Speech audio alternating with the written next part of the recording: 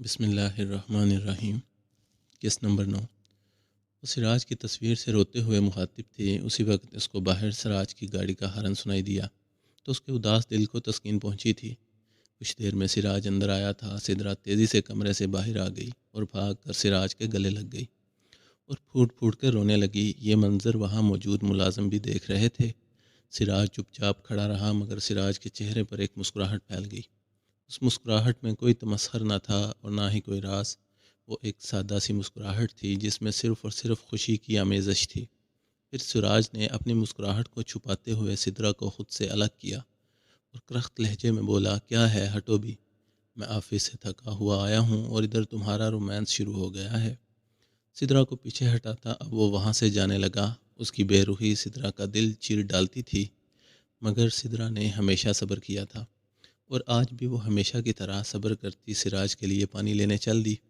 رات کا وقت تھا۔ سراج اور سدرا دونوں اپنے اپنے بستر میں دب کے خواب خرگوش کے مزے لوٹ رہے تھے۔ بار بار سراج کے موبائل کی گھنٹی بجتی جا رہی تھی جس کی وجہ سے سراج کی نیند میں خلل پڑ رہا تھا اور وہ بے چینی سے کبھی اس کروٹ لیٹتا تو کبھی اس طرف۔ بالآخر اس کی آنکھ کھل گئی۔ اس نے بیزاریت سے کال اٹھا لی، کون ہے، نیند خراب کر دی میری۔ وہ آنکھیں کھولے بنا ہی غصے سے بولا تھا، سو لو بیٹا، سو لو، جتنا سونا ہے تمہیں، کیونکہ بہت جلد میں تمہاری نیند خراب تو کیا بلکہ تمہیں ہمیشہ کی نیند سلا دوں گا۔ دوسری طرف سے جواد کی آواز ابری تھی۔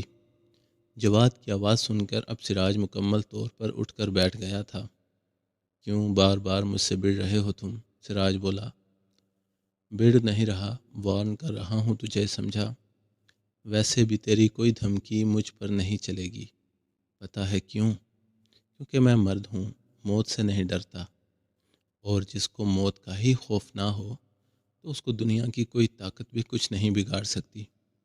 اب تو بس اپنے دن گننا شروع کر دے، جواد ہمت سے بولا۔ اتنا اچھل اچھل کر پلاننگ کرنے کی کوئی ضرورت نہیں، میرے پاس تمہیں مارنے کے لیے فالتو وقت ہی نہیں، اور ویسے بھی تمہیں یہ کیوں لگتا ہے کہ میں تمہیں مار ڈالوں گا؟ تم نے میرا کیا بگاڑا ہے جو میں تمہیں ماروں؟ یہ سب کرنا تو تمہاری ڈیوٹی ہے اور اپنا کام ذمہ داری سے کرنے والے لوگ تو مجھے بہت پسند ہیں۔ سراج نے جواد کی امید کے برعکس بے حد ٹھنڈے لہجے میں جواب دیا، اور رہی بات مردانگی کی تو تمہیں بتا دوں کہ مرد عورت کو ہتھیار بنا کر نہیں لڑتا جیسے تم نے کیا، سدرا کو میرے خلاف استعمال کر کے، مگر افسوس پھر بھی ناکام رہے۔ ویسے داد دیتا ہوں تمہاری سوچ کو۔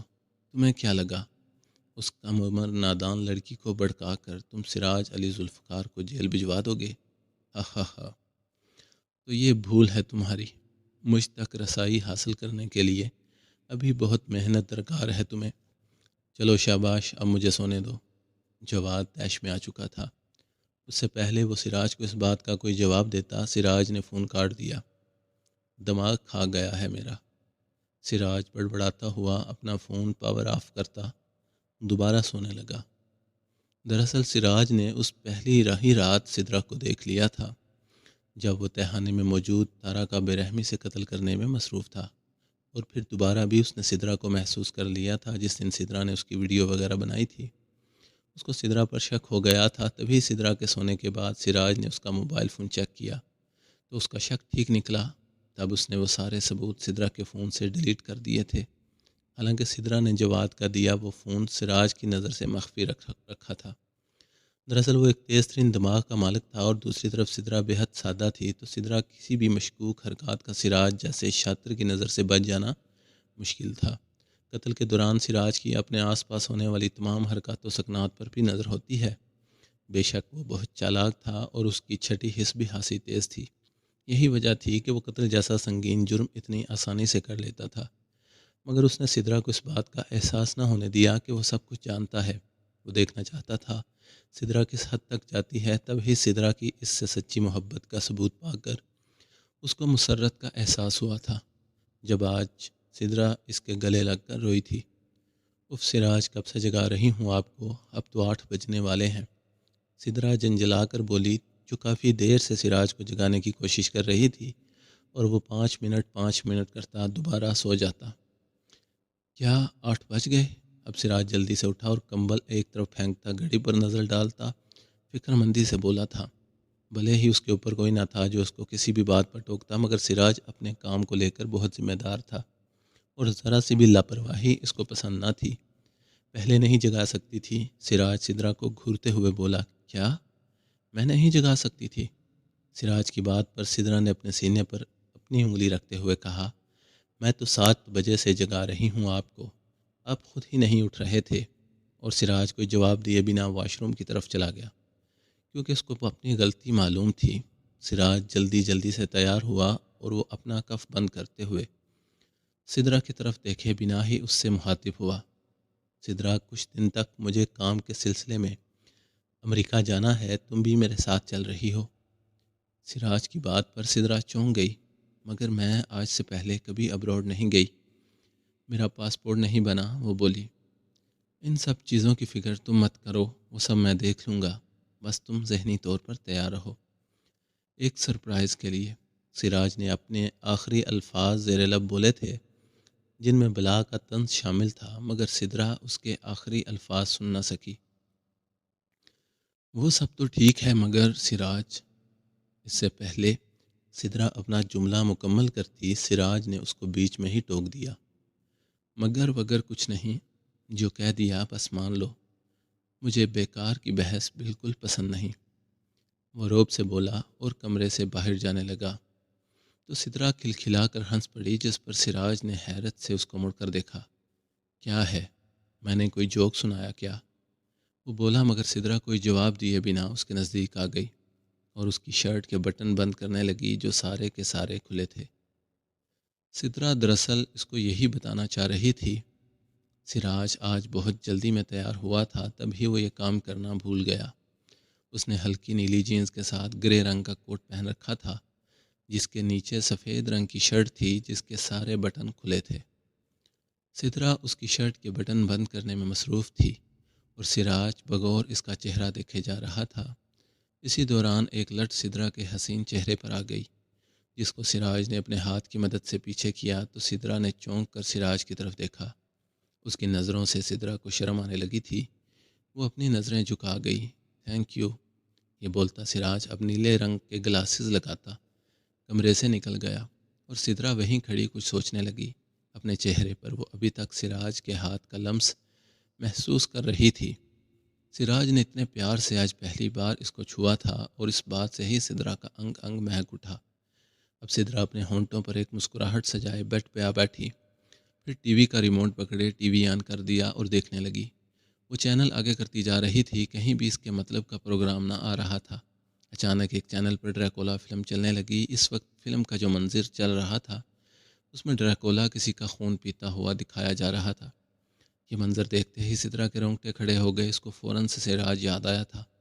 اس کے چہرے کا رنگ بدل گیا، اس نے جلدی سے ٹی وی بند کر دیا۔ پھر اس کی نظروں کے سامنے اپنے بچپن کے پل گھومنے لگے تھے، جب وہ اس فلم سے بے حد ڈرا کرتی تھی اور اس کے کزن ڈریکولا کا نام لے لے کر اس کو ڈراتے تھے۔ کتنی ڈرتی تھی میں بچپن سے ہی اس ڈریکولا سے، اور دیکھو آج میری شادی ہی اس ڈریکولا سے ہو گئی۔ سدرا بے حد فکر مندی مگر معصومیت سے سوچنے لگی تھی۔ سراج بس آفس پہنچنے ہی والا تھا اور راستے میں تھا کہ اچانک غلطی سے اس کی گاڑی سامنے سے آتی کرولا سے ٹکرا گئی۔ او مائی گاڈ، بے ساختہ اس کے منہ سے نکلا۔ اس نے ایک دم ہی بریک لگا دی اور گاڑی کا دروازہ کھولتے ہوئے گاڑی سے باہر آ گیا۔ دوسری طرف سے کرولا سے بھی بندہ نکل آیا۔ وہ 26 سے 27 سال کا نوجوان تھا۔ آئی ایم ریئلی سوری، سراج نے اس بندے سے اپنی غلطی کی معذرت کی۔ تیری ماں کا سوری کا بچہ اندھا ہے کیا، دیکھ کر نہیں چلا سکتا؟ وہ بد اخلاقی سے بولا، جس پر سراج کا دماغ گھومنے لگا۔ آپ کا جو بھی لاس ہوا ہے میں بھر دوں گا، سراج خود کو قابو کرتے ہوئے بولا۔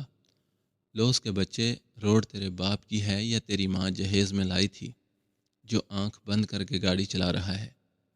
وہ سراج کا گریبان پکڑے بولا۔ آس پاس لوگوں کا ہجوم لگنا شروع ہو گیا تھا۔ وہ اب سراج کو ماں بہن کی گندی گندی گالیاں نکالنے لگا۔ غصے کی شدت سے اب سراج کی آنکھیں بالکل بدل گئیں اور سرخ ہونے لگیں، جیسے ان میں خون اتر آیا ہو۔ وہ زور زور سے اس بندے کا ہاتھ پیچھے جھٹکتا اپنی گاڑی کا دروازہ کھولے گاڑی کی سیٹ پر آ بیٹھا۔ ابے او، بھاگ کدھر رہا ہے اب؟ یہ نقصان تیرا باپ بھرے گا۔ او ہیلو، یا تیری ماں کو بیچ کے میں یہ پیسے وصول کروں اندھے؟ اس کے خیال سے سراج واپس جانے کو گاڑی میں بیٹھا تھا، مگر اس کا خیال غلط تھا۔